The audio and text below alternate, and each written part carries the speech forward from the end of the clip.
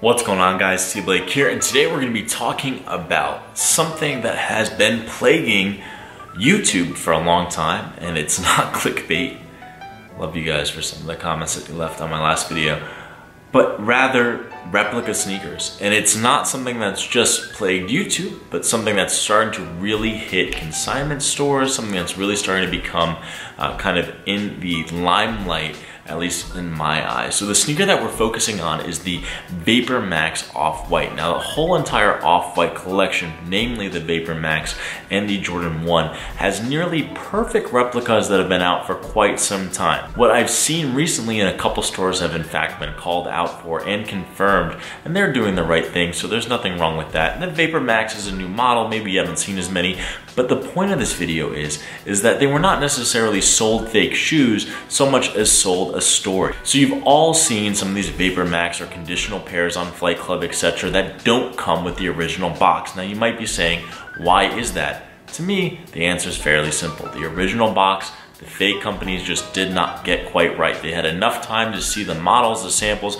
but the inside out box and some of the other detailings on it just kind of came too late in the design cycle for them to get them right. Now I want to go on the record that I'm not against people buying fake things if they know they're fake. There's a lot of controversy about it. Personally, I don't like buying anything replica just because I understand that, you know, if you spend a lot of time building a brand, undermining it through fakes is not necessarily the right and fair thing. And other people might say, well, you know, the companies are really price gouging for what it's worth. I can get almost exactly the same thing for a fraction of the price. That's fine. What's frustrating is when you buy something and that comes from a consignment store or secondhand, or you're the person buying it, when you buy something that is being sold to you as real when it's in fact fake and you're paying the real price point. So what happened here? The story that I'm hearing for the pairs that are not in a box is that they were stolen from the Nike distribution center. And I want to give you guys an idea of what that exactly would entail, as well as the only way I can think of pairs being stolen. So Nike's warehouse is state of the art. They recently did an expansion there, and if it's cataloged like any major warehouse, every single shoe and SKU is filed away in a certain section of the warehouse that when scanned will tell the location of where that shoe is.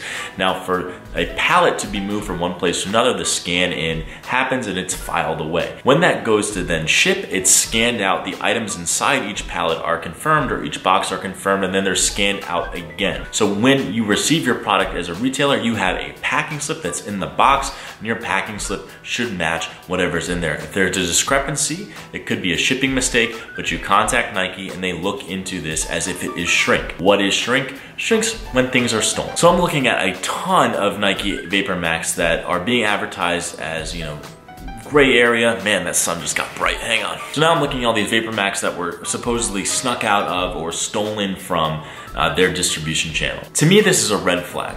One or two pairs, this can make sense. And in fact, the only way I can think of actually stealing from Nike Central Distribution Center, given is how it's set up, would be to take one PO, a purchase order, put the packing slip in it, replace the Dick's Sporting Goods 12 pairs of Air Monarchs and slide one Vapor Max in there, or if there's empty space in the box, say there's 12 but there's room for 13, put that 13th pair as the Off-White sneaker, then let the UPS driver which PO it was so he could open up the box, take that out, steal it, and then replace it so the vendor never knows that it's missing. Is it elaborate? Yes. Is it unlikely? Yes. Is it impossible? No. But the idea that these pairs are being put into workers' backpacks and stolen, first of all, this would be extremely hard to do. If you've ever worked retail trying to steal, like just trying to walk out of the store with something, as an employee, you get your bag checked every night, it's very difficult. If Nike saw the shrink problem and thought it was real, especially after all the stolen samples from Nike campus, I can't imagine they're letting what an aftermarket would be maybe 60,000, that's 50 pairs of Vapor Max leave their factory. That's gonna go accounted for. One or two pairs, it's possible, but they're gonna be really having their eye on that. So what really got sold was a story, and people want to believe. I want to believe, little X-Files reference for you. They want to believe the story because it's a good story and it lets them have a sneaker that they otherwise wouldn't get early, and part of the facade is paying that high price point up front. It almost legitimizes it. But in the end, you're paying for a fake. And if you overpaid for a fake, I feel really bad for you. And it's something that you really have to keep in mind. If it seems too good to be true, it probably is. If there's a fantastic story behind it, it's probably not that fantastic.